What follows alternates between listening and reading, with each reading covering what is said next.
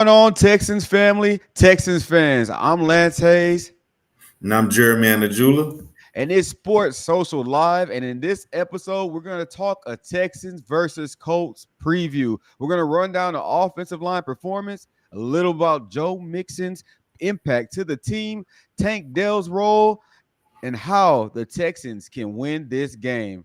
We're going to do it live. Let's get it. That was a little bit of our introduction, but we're going to run that back just so you can hear it.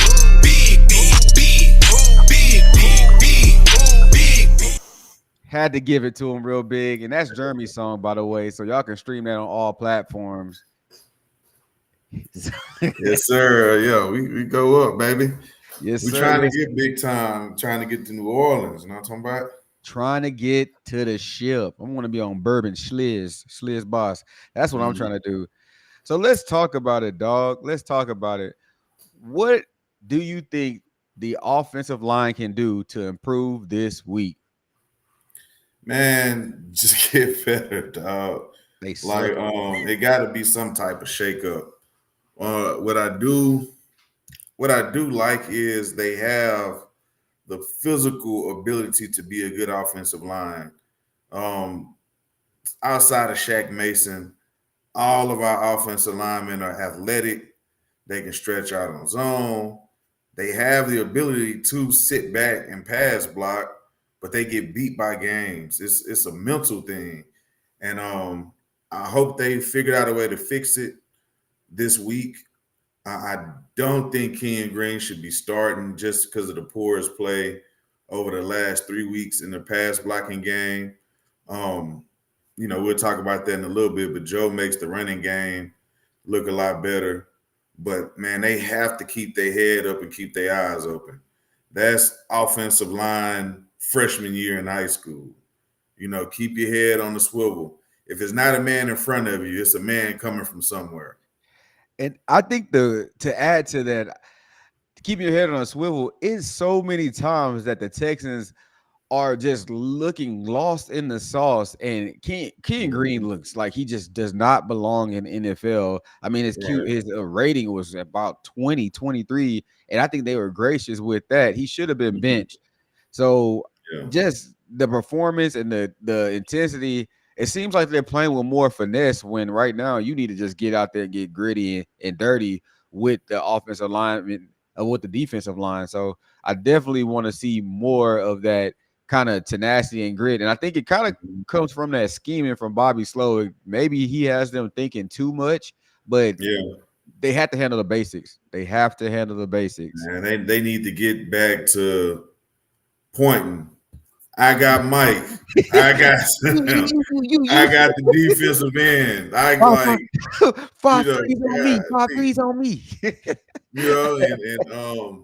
and Bobby is sliding the protection, but Right. even when sliding, you have to be aware of what's going on. If you step right and nobody's to your right, you best believe somebody's coming from your left side.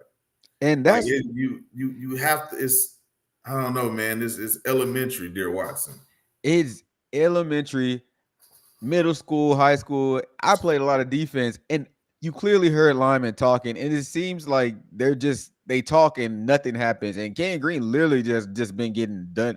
Sometimes they just run right by him, and he just looking. So I don't know if he Yeah, has a mental block going on or what it is, but I know that bench is calling his name, and I'm kind of tired of seeing him out there. To be honest, it might be the man. piece that changes the tide. To be real with you, Yeah, man. They need to do something. And I also don't like Titus Howard at right tackle either.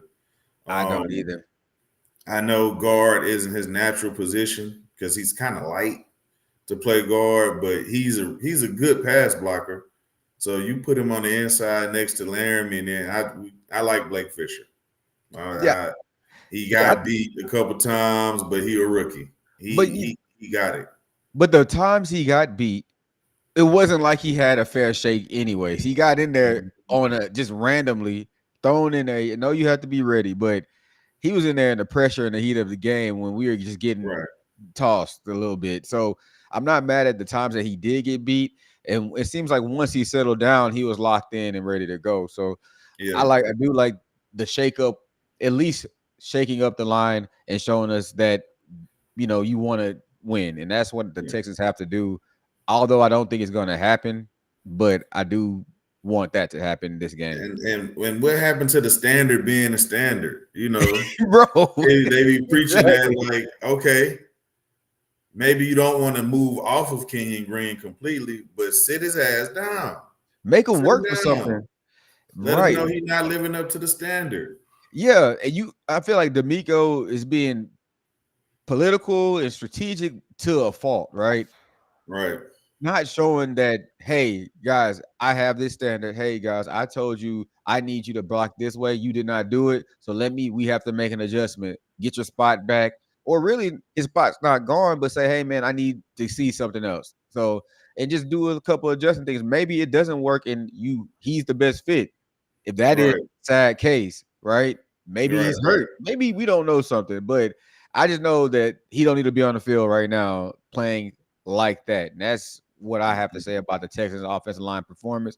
And they're going against a Indianapolis Colts that's team that's getting healthy. You got DeForest Buckner maybe making a return, and they're Yep. gonna pin their ears back and come straight after this offensive line and specifically Green. And they mad we beat them in the loud house. And allowed now. We Yeah, beat them in the loud house, and they got revenge on their mind. And Shane Steichen is a really good coach. I I agree. hate that he came to the Colts. The Colts just seem to either get a quarterback or a really good coach every 3 years, Yeah, and don't do you know anything with it.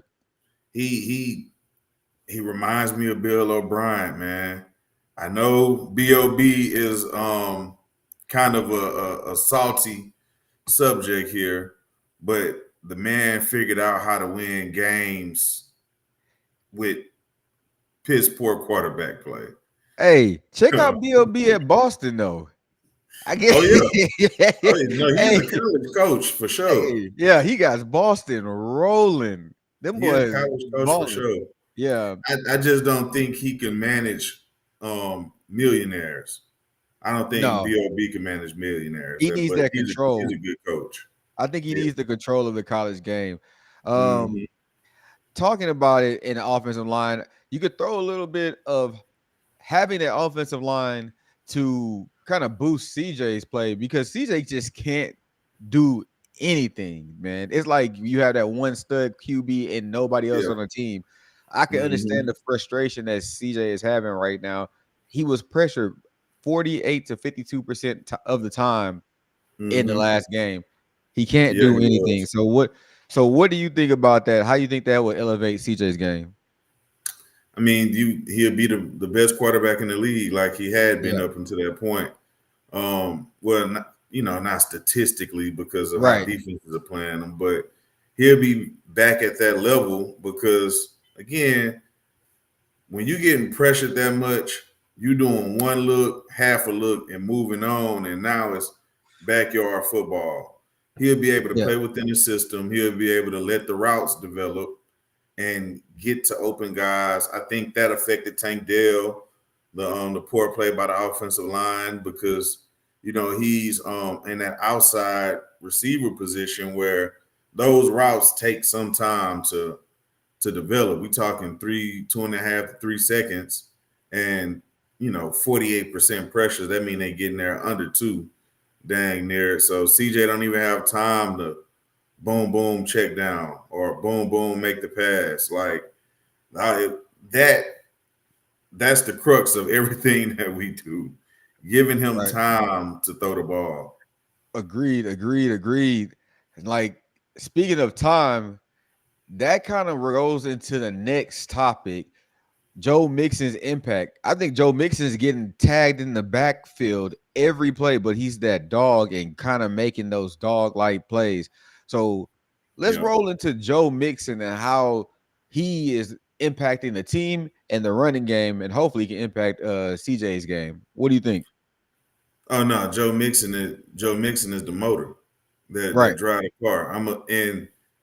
He shows you the value of a talented running back. Like I know the running back position has been devalued over the past 5 years or so, but he shows you the impact of having a top tier running back. The He zone blocking scheme is a good scheme because you don't really have to have the most talented offensive line. right, If you got a back who got good feel for the gaps, the cutting back and seeing the openings. Because all you gotta right. do is put a hat on the hat and move the wall in unison. And Joe Mixon does a great job of sticking his foot in the ground and finding that space to get to the second level. Wait, pause right there. Let's talk about that. I think we're seeing this season the resurgence of the veteran quarterbacks. You have Mm-hmm. Derrick Henry justified his pay. Joe Yeah, Mixon justified his pay. You got other veteran James Conner James justifying his Conner. pay. Yeah, You have some older veteran running backs who are justifying their pay, and I think that's making a good point for the NFL. Hey, you tripped yeah, out with Deshaun Watson killed the QB market, and now yeah, these yeah. running backs had to fight to get paid those following years. This year, I think is a testament to say, hey, veteran running backs do Mm-hmm. deserve good paychecks, and I think Joe Mixon and Derrick Henry are great examples for these veteran running backs. But I also also, look at the style of running backs you mentioned. right, These are all power downhill runners. power Derrick downhill, yeah, Henry, right, Joe Mixon, James Conner, right, like, one and even step if you and look go, at Bijan Robinson, Robinson that out boy here in go, Atlanta, he's a yeah, bigger downhill kind of back. That little skinny Christian McCaffrey running back yes, isn't needed anymore because the defensive personnel has changed. You don't right, have Vince Wilfork down there no down the more. middle, yeah, Yeah, you don't have those big, 3-and-1 technique defensive linemen anymore. They're more geared to pass rushing. So if you right, got an offensive line who can move some guys or a running back who can get up, get downhill, I mean, look at the linebackers. right. Ain't no We got there's no Patrick look. Willis out there. Look at SC LZ's Alshire. Yeah, He's not big, but right, right. it's to So your point. yeah, you get some guys who can get down here. You get 4 or 5 yards, you'll wear them down. Yeah, and I like that Joe Mixon's able to come into the Texans offense when they're rolling, they're rolling. So it's kind of hard to see how they're going away when they go away from the run and do the sideways and lateral pass. You lose that Mm-hmm. Joe Mixon impact and kind of stifle the dog in him, and you make it Mm-hmm. hard for the offensive line to kind of come downhill and make the easy hat on hat plays that can Right, give them confidence. And we're offensive line, like we mentioned before, needs every bit of confidence that they can get. So right. Joe Mixon's impact is tremendous to the Texans team, but we're also going against a DeForest Buckner out there, a Texan, a Colts front seven that's going to be improved since our last game. What are your Right. thoughts on Joe Mixon versus that improved front seven for the Colts? I think Joe Mixon he's a walking bill. Yeah, He a 100-yard rusher. He probably gonna right. average around 90 or so to be realistic, but Dude, if we I had an think he'll average, do. if we had an average line, I think he'll be that 100. Yeah, no, for sure. Yeah, If we had an average offensive line, because they miss a lot of blocks and he get hit in the backfield, right. but I think he'll do well against them again. They will be better this time. Might not get 160 on them, but just Joe Mixon being that scheme works well for him. So unless we playing somebody who is elite at run stopping, and they will be gearing their game plan to stop the run. But when you bring all them guys in the box and you get one of those good gaps in that zone blocking scheme, that'll give him the chunk yardage that he needs. I agree. I agree. I think it's going to be a matchup this game that we have to exploit, and we have to put Joe Mixon in a position to be successful, especially with Mm-hmm. Nico out and our offensive line struggling. I think we do a simple, quick hidden zone plays. Joe Mixon pound. Mm-hmm. It'll be good for the Texans. So I'm excited to see how they're able to kind of put the things together. And it's going to be a game. I'm not going to sit here and say the Colts are not going to come out and ball out. It's Right. a divisional rival. We're Mm-hmm. going to Ty is not there to just Yeah. It And really, they're gonna have to hey, play better too because we haven't been right, giving up that deep ball like we did in the first game. So right, right, right. it's a give. It's give and take. It's give and Yeah. take. Hey, funny thing I've heard today, they said the Colts are coming to play in the house that Ty built, and that's crazy because that's crazy because as a Texans fan, Man, you know what Ty has done to us. As many good teams as we had during hey, his reign, that was the craziest reign of somebody coming to the Texas Stadium. He came into our trap I and mean, took over our showing that boy. that boy came showing that. I I was throwing up the TY. I was like, God damn, this man is cold. And he wouldn't do that Yeah. nowhere. Only against the Texans. Every time I'm gonna talk about it. But we're talking about so TY is one of those receivers that has that spark that can do a lot for the Hmm. team. What about Tank Dell? When do we get some action from Tank Dell this season, like the go off ability? Let's talk about Tank Dell's role and how do you see it expanding, or is he an X factor or is he an afterthought? What about Tank Dell? I think Tank Dell is he can be an X factor. Right. He runs the route tree really well. The only thing that I would knock on Tank Dell is his top end speed. He doesn't take the top off the defense necessarily. He's fast, but he's fast with the ball in his hands. Like he's fast in a different way than like Nico is fast. Like Nico get down the field and behind the guy quick. Tank Dell doesn't get up on the cornerback. He doesn't take that cushion away as fast, but he does cut and run his routes a lot sharper. So I do think he'll have a bigger role, especially in this offense where they want to run you across the field. And if we can get some quick timing plays going, I think that would better suit Tank Dell in this system. It also helped the offensive line getting the ball out quick. But Yeah. I do think with just CJ having a little more time, like if you go back and look at the game from last week, Tank was coming open on a lot of Right. those plays, but CJ was flushed, Yeah. so he couldn't see him. Yeah, I agree. I like what Tank has to bring to the game. I think that we might not be getting the production from him due to our offensive line struggles and over scheming from Bobby Slowick, but Hmm. we should get some more action from Tank Dell. We Yeah, should see something. He is that X factor. It's just we have not schemed well enough. Bobby hasn't schemed well enough, and the offensive line hasn't. And let's be clear, Tank has dropped crucial balls at time this yeah, season. It is kind of crazy to see, but he's open. Hey, that's the first right. things first. He has to get open, and you see him being clearly open, and hopefully we can get that connection going. The crazy thing is, once he gets that going, the Texans are gonna be a force to be reckoned with once they kind of fix these fixable issues. The offensive line is a fixable issue, at least to get them to average. Tank Dell catches the ball Hmm. last week against the Packers. We have a different ball game. And off Yep, Bobby Slowick's coaching, if he literally just has to dial it back, and I believe that we're in a better position than we are now. So right. Tank Dell's role on the Texans, I think it's an X factor role, and he's going to be held to pay down the stretch when these defenses are hurting and DBs are Yep, hurting like ours. Hey, yep. he's going to be wide open down the stretch, and when Nico comes back, hey, it's going to And be up. see, I like his production. I would like for his production to be higher while Nico is out, so we can see, what we can do. Because if we're able to move Nico around, that it changes the game. Like Yeah, when we were able to move Andre into different positions, like Andre Johnson talk about it. It wasn't until Kubiak came and was putting him at fullback, lining him up yeah, tight as a tight end, that he slide. was able to flourish. Yeah, if we Yeah, could do that, man, and Tank can show us what he got on the outside, we can move Nico into the slot.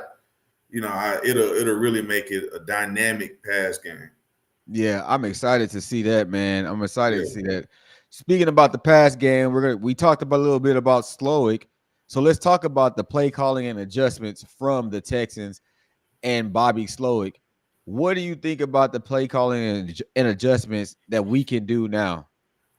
We're terrible at adjustments.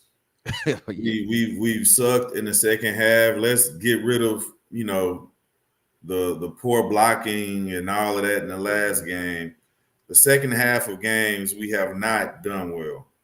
We come out, we go punt, punt, punt, punt, field goal, punt, field goal at the end. Like it's it. I don't know if it's that Bobby isn't creative on the spot, but we have to do a better job. And it's a team effort. It's not just Bobby Slowick. You got guys in the box. You got quality control guys. You got a quarterbacks coach. You got Nico watching the game. So it's a whole adjustments are a holistic thing, and seeing what a team is doing to attack us defensively and still falling for the same shit in the second half. It's just man. it's deflating. So I mean, it needs to be a more holistic. I don't know if it is or not, but everybody needs to get better at giving input on what's going on and how we can do better in the second halves. Right. I just think Bobby has to come out, simplify what he's been doing. Yeah. I'm gonna be honest with you. I don't care to see the elaborate 4-second development plays anymore from him. Mm-hmm. I just want you to come out and show me that you can call a plays to get past this pass run. Run pass on long third and long and make Yeah. us have to do too much. Hey, just do stuff, simple stuff. Throw me a slant route. Let's get down the field, get working, build confidence in the offensive line and the Right. offensive squad. And then, make the right game management calls and adjustments when needed. I think he was Yeah. over right Let's see now. some speed. Let's see some Yeah, speed outs. Let's see yeah, some quick things, man, to get a yeah. rhythm. And then he comes out. It's like he comes out and it's like, oh, I'm gonna run it with Dare when I have Joe Mixon right there. So it's like, come on, man. Like I get you, you got horses in the stable, but sometimes you got to come with that lead horse. You don't put LeBron James on the bench in his prime when you got to go get these jacks and get Right. these TDs. So the play calling adjustments by him have to they have to improve. He has to prove. I'm a doubter right now, to be honest with you. I don't think that he deserved all the acclaim that he's got. He might be one of those guys who got too much acclaim too quickly. And when Mm-hmm. the lights are on, it looks like he does not make the right calls or decisions, Yeah. and his athletes are kind of saving him, right? So, Right.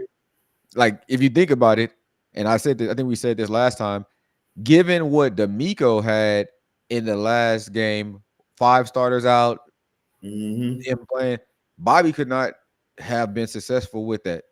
I don't Yeah, think but he I would have say been this though, D'Amico was a coordinator. You know what I'm right. saying? Before Yeah, stepping in this, and I think a lot of the criticism, and I think Bobby. Let me just say this: I think Bobby Slowick is doing okay. he gonna be all right. Yeah, no, no, I'm just saying, like I wouldn't give him a bad grade necessarily because the offensive line ain't been good. right. So You I would can't say block he's for him. done an okay job, but is doing okay looks bad when you was boy wonder last year. You was Right, the talk of the town.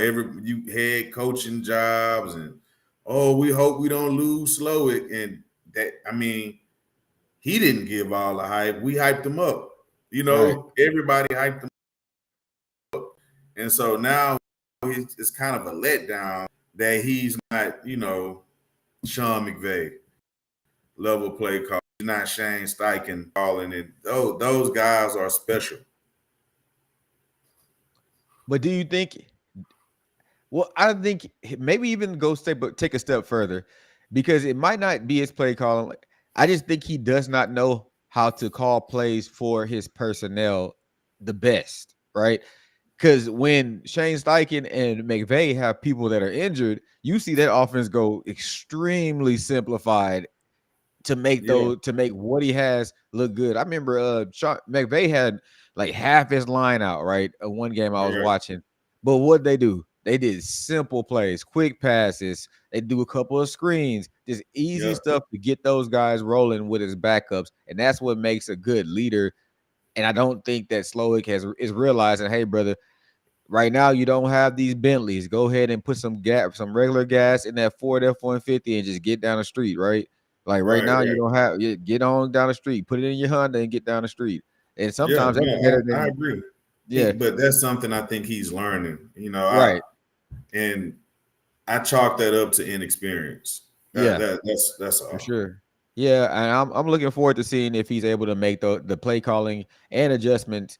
And also we got thrown in at game management because it's not Yeah. only him making those play calling and adjustments, he has to manage the game better. 3rd and 15, you'd call wild plays. It's like we always get in 3rd and long. And the play that you worked on in the fun part of practice on a random Friday or Saturday night in a hotel lobby, he calls it, and it's just Right. crazy. You know, them little fun like in the playoffs, put the line put the left tackle and That's- slot receiver and he try to do stuff, man. But I don't know. But yeah. let's keep it rolling, big dog. Let's talk about the keys to the game for the Texans. So for you, what are the keys to the game for the Texans? Obviously playing better up front, playing better on the offensive line, and leaning on the run game on the offensive side to set the passing game up. You know, run the ball to set up the passing game, and then defensively rushing with integrity, making Anthony Richardson beat us with his arm. He dropped some bombs off on his last game, but I think we've gotten better. I don't think that is much of a worry as it had been, but rushing with integrity and making Anthony Richardson beat us with his arm.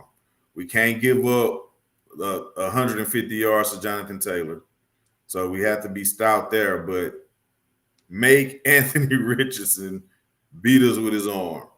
So that those are my keys. I think I agree with you. Make him beat us with his arm, but I think that that's what they're going to try to do. To be honest with you, and Yeah. they're going to attack our DBs. So, the key to the game for me would be the Texans O line playing better. That's just one key to the game. You can't overstate it. We've talked about it all Yeah. episode. And two, I think the keys to the game will be that DB core, the Texans DB core not making mistakes because, like you said, they're gonna attack our D. They're gonna go downfield, attack the DBs, and you have to have the best DBs on the field. Laster might return, and we don't have Alshire this week. And I think we're gonna have Toa. He practiced, but now he did not practice. He was wearing shades in the video online, so we're still gonna be with Neville Hewitt and Hanson, who didn't do bad. I They think they did didn't. great. They didn't. So D'Amico be coaching them hey, up. boy, and imagine I think D'Amico's gonna slide Devin White. I think Devin White's coming back, and we're gonna do a modification, and they're probably gonna try to put Petrie. They must know something about Jimmy Ward, to be honest with you. They're Right. probably gonna slide Petrie back to safety spot or modified rover spot, Mm-hmm. and then bring in Devin White up while Ashire and Toa out. And I think they're Yeah. gonna do an adjustment to the defense, especially with Autry back in the mix. You know, Yeah, we maybe could do a traditional 4-3 defense yeah, now because Toa is out of concussion protocol. right. So between Hewitt, White, Toa, and Hanson, they can run a Anthony. 4-3 front. Yeah, I Yeah. think it's doable, especially with how we're getting production from Tim Settle, Mm-hmm. Fudakowski. He was hurt, but we're gonna get a lot of production from our defensive line. I Yeah. can see that we're being successful like that. So my keys to the game are just making sure those DBs stay locked in because that's the only way I think that the Colts can. Not the only way, of course, the run game, but I That's feel like our biggest weakness. our Yeah. biggest weakness on defense. And then we already know the weaknesses from the offensive side of the ball. But coaching wise, they have to improve their game management. Hey, read this. I found the data analytics or game management person for the Texans on Yeah. LinkedIn. Buddy has to get better. They need to fire Buddy because I don't know who he's talking to on the sideline in the headphones, but Right. he's his name is like Josh Stubile or something like that. We're gonna have to send him a LinkedIn message because hey, big Yeah. dog, Yeah. I need to you follow you dog. suck at analytics. You suck. And Yeah. maybe he's telling them what to do, but it ain't been working. So Sometimes the analytics don't match the field. Like It might bro. say on 3rd and 15 in this position, you should pass the ball to get Hey, more yards, but you still your line ain't been blocking. It don't hey, factor in the real game hey, let's be clear. situations. Let's be clear. We're talking about the initial play calls that they picking, like the Packers game, that 3rd and 12. If you would have ran that play, like if first of all, running the ball, period, when you got them down that far, you're Yeah, in the scoring position. Why wouldn't you just run losing the yards ball? didn't matter. It was Yeah, still easy field goal range. yeah. I would have looked at you like you dumb playing Madden. Yeah, So, yeah. hey, come on now. Somebody in the analytics room's got to do better. But overall, the last point we're going to talk about before we get out of here, let's talk about the overall game management and coaching, man. Because we're talking about game management, we're talking about coaching. What can we do to improve game management and coaching? Just that awareness on the sideline. I think that's when D'Amico needs to step in and say, "Hey, Bobby, this is what we're doing. Right, Cut the games, run the ball." right. Bobby said, "Well, we've been losing. Run the ball." Run the ball, Bob. Yeah, Yeah, I take our chances on blocking up the run game over dropping CJ back and potential interceptions and all of that. So I do think D'Amico needs to step up in that arena and kind of using his veto power, and then also making quick decisions. You that's know, that's like what's going to be my point right there. quick decision making. Like let's Right, not mull over it. Like with the possible fumble, throw the flag. We got the exactly. challenge. And then if you're not going to throw the flag, pull the defense off the field and not have them set and confused and throwing your arms up. At that point, Yes, you just at call a that point timeout. walk in the middle of the field like you see Reed do it, you see other Yeah, coaches do it, you see Tomlin do it. They'll walk in the field and like give their chance, they give their team a chance. Don't be on yeah, the sideline throwing your hands up and confusing the DVs like, hey, where am I supposed to be at? Shoot, get call them the time. Why call a he timeout. he Yeah. he cherished these timeouts. Like he can turn them in at the end of the game and get a bonus or something. Right. No, call the damn timeout, man. Or cause it. Hey, Tomlin will not come off the field if he really thinks if he's confused. So Right. if you're confused, hey man, let me get some clarity. You walking, I can't hear you, ref. Like just that's just buying you time while people are making while you have Mm-hmm. your team making adjustments. And that's why you see those high level like Bill Belichick used to get in the ref's ear in the middle, damn near the hash, and then he has to Right. walk off the field and allows his defense to at least be set before that ball is snapped. So you got to do Yeah. things like that as a head coach to manage the game. And I feel like D'Amico's kind of has to use that veto power and the time to do that and be better at it. So I agree with you, dog. Like Yeah. he has to do that. But you know who needs a pat on the back for the Texans? What coach? The damn special teams coach. All Hey, right. Yeah. That boy, he hey, made up. He made hey, up for the. He buddy made put up, around. man. Hey, buddy put Yeah, around make man. My he boy need to Ross made up, man. I don't know what random the Dick Drew Midakin Award for best coaching special team coach. Hey, buddy, go he mess around and get the best special teams coach of the year, man. Because Man, he had a couple bad weeks. It was making me question, like, did he lose the sauce? Like, what's yeah, happening? We catch fair catching at the 20. We that wasn't even him. returning I know he punts ain't at telling him to the do 8. that. Like, God dang, what's going on, Ross? But nah, he got it back together though, man. Yeah, I think Shout out to the special teams, man. yeah, I forget. I'm trying to find the award now, but they have an award. Pete Limbo. We're Oh, gonna find that award. Pete Limbo. he played hey, on the junior varsity back in hey, 1978. hey, he was deep snapper, long snapper. That's all he did.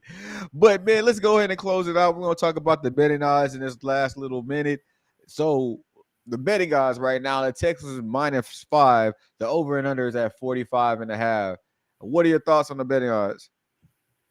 I would take I wouldn't take the points with the Texans. I think it's gonna be like a field goal game because if you flip it, that means we'll probably be a favorite in the Loud House. And I don't think the way we're playing right now, we should be favored in Indianapolis. Right. But so I would take the Colts with the points. That's what I And did. then I take the over on the 45 and a half. So I agree with you on the Colts with the points. I think it's per +5. I think it's going to be a field goal at most Hmm. game. They're not showing me that they're doing good. So I'm gonna it'll be about a field goal or less, Texans winning. And I don't think we're gonna go. I think it's gonna be a running based game for both teams, Hmm. popping a couple of passes. But the Texans are gonna kind of simplify offense this game, and I'm gonna go with the under here. So I'm taking the Colts +5 under hitting, and I think the props are gonna be kind of in everyone's favor.